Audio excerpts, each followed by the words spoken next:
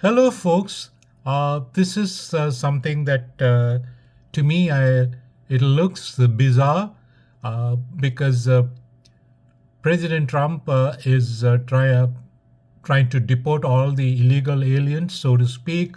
Uh, they are illegal immigrants, so they break the law by they come into the country through the open border, which was uh, which was the border was opened free passage by Joe Biden, the previous president, did a lot of made a lot of disastrous changes, and so that there was a huge influx of immigrants, illegal immigrants getting through the border, and not sure what the number is. Some say it's 20 million, some say it's 25 million, some even say 30 million.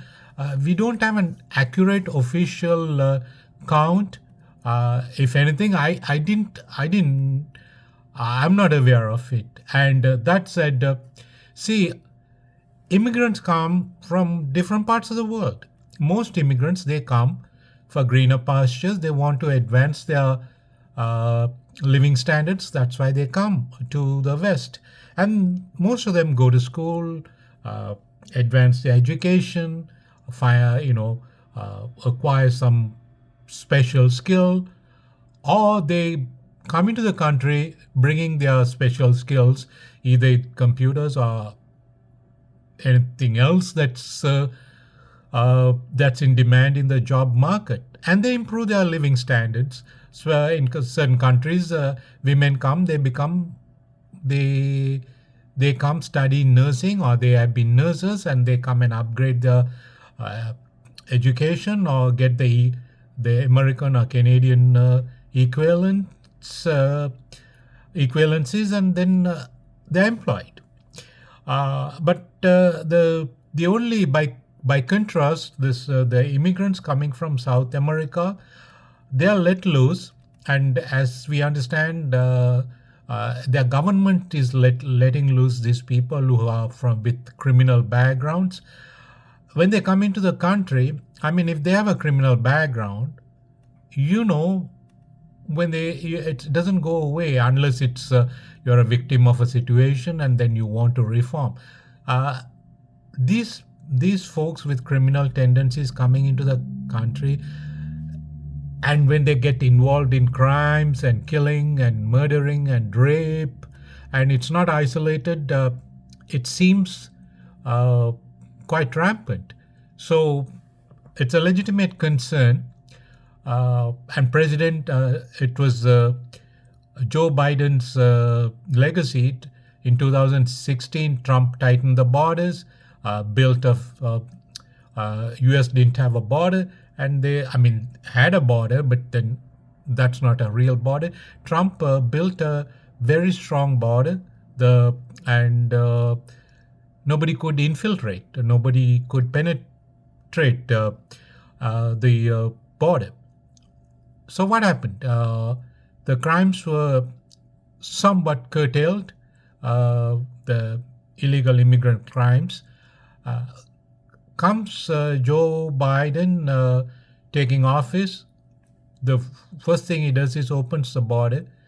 Uh, Huge influx of immigrants from largely from South America, and very small, negligible uh, amount or numbers from I don't know the exact number, but let's say by contrast, a smaller number from Africa, but largely the so-called illegal immigrants or the illegal aliens. The term illegal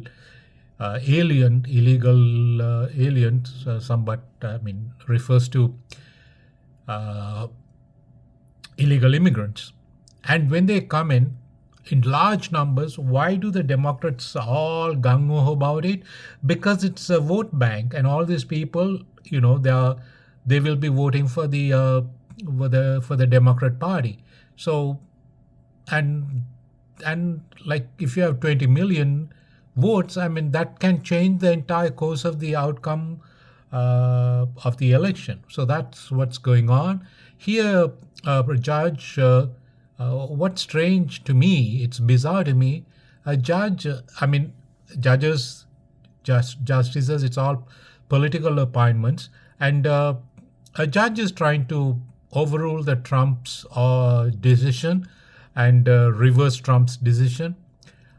See, obviously, it's a Democrat judge who's been appointed by the Democratic when the Democrat Party was in reigning, and so this is to me bizarre. You know why? Because I live in Canada. Just not don't try to. I'm not trying to bring my personal self into it, but I'm an erstwhile employee of the Canadian court, the provincial, as at different levels, right? And I worked in the Superior Court of Canada. It's different. Judges cannot get involved in politics. Justices, judges, you name it. Why? Even if they can't even make a political comment. I can quote examples, but I rather not take up time to bring my personal experience into it. But that's as far as Canada goes, right? Because you cannot, and justices, judges, they are all political appointees, so they should keep their personal political leanings to themselves, cannot make it public, right? If they do, they lose their job. But here in the US, I don't know how it works. Listen to this now. And he's the leader of the free world. He's the leader of the United States of America.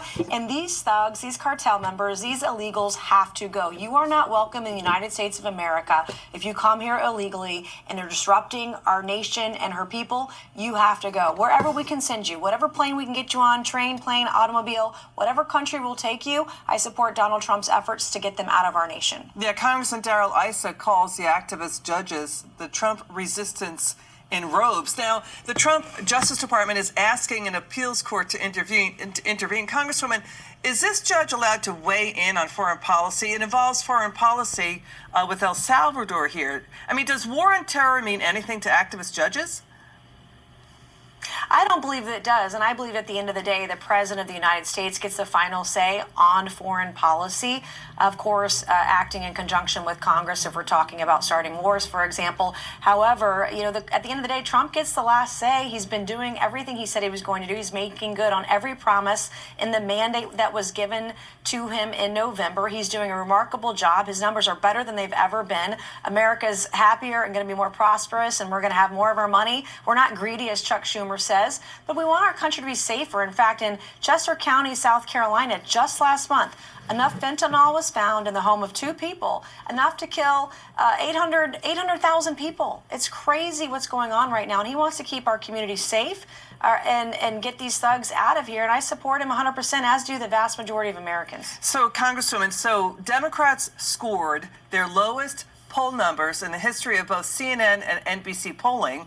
They're at lows hitting to the early 90s, a 35-year low in NBC polls. Mm-hmm. Democrats passionately argue for the return of alleged murderers, rapists, kidnappers, and child predators to America.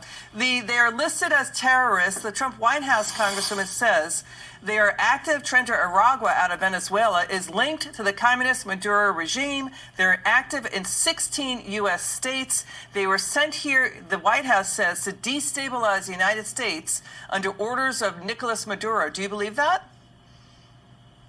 I do, and in fact, I was just on an ICE raid a couple weeks ago in Charleston, South Carolina, in my hometown of Goose Creek, and agents thought that the individual they apprehended might have had connections to Tren de Agua. I believe that they're everywhere, like Sinaloa Cartel and MES 13.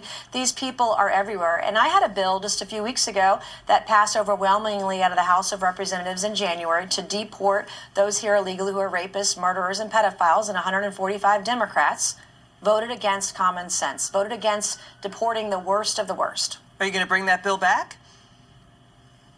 Well, it passed out of the House. It now sits in the Senate, where I would like Republican leadership in the Senate to take it up and put it on the president's desk to sign into law. Well, thanks for that update.